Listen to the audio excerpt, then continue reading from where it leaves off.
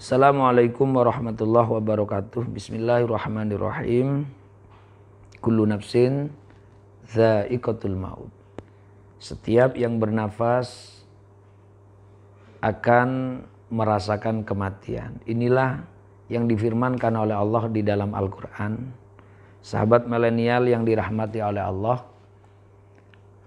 perlu kita pahami tidak jarang orang yang ditinggal mati oleh keluarganya, baik suaminya, anaknya, ataupun istrinya. Ini melakukan tangisan-tangisan, jeritan-jeritan atas kematian keluarganya yang seolah tidak menerima atas kematiannya.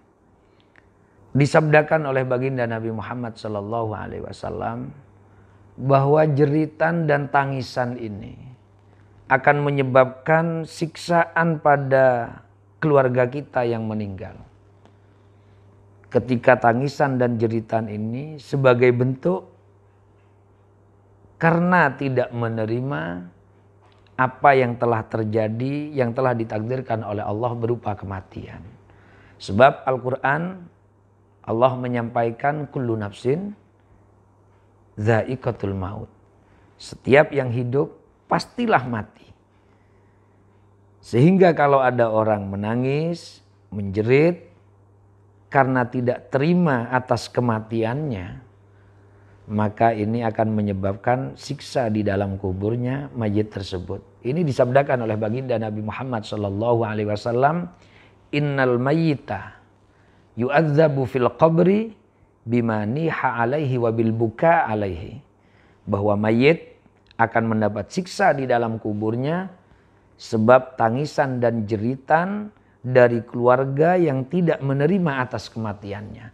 Oleh karenanya para sahabat milenial, siapapun yang ditinggal mati oleh keluarganya dan orang terdekatnya, bolehlah kita menangis, bolehlah kita itu mencucurkan air mata, asalkan jangan sampai tidak menerima apa yang telah terjadi, yang telah ditakdirkan oleh Allah Subhanahu wa Ta'ala.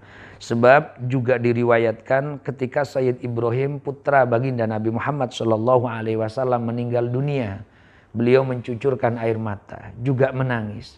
Lantas bagaimana dengan sabda Rasulullah yang menyampaikan innal mayyita yu'adzabu fil qabri bima niha alaihi wa bil buka alaihi. Dengan sebab jeritan dan tangisan atas orang yang meninggal dunia. Ini adalah difahami oleh beberapa ulama dalam syuruhul hadis, tangisan dan jeritan yang menyebabkan siksa pada mayit ketika tidak menerima atas kematian mayit. Bukan karena semata rahmah, bukan karena semata kasihan, bukan karena semata iba di dalam hati kepada si mayit.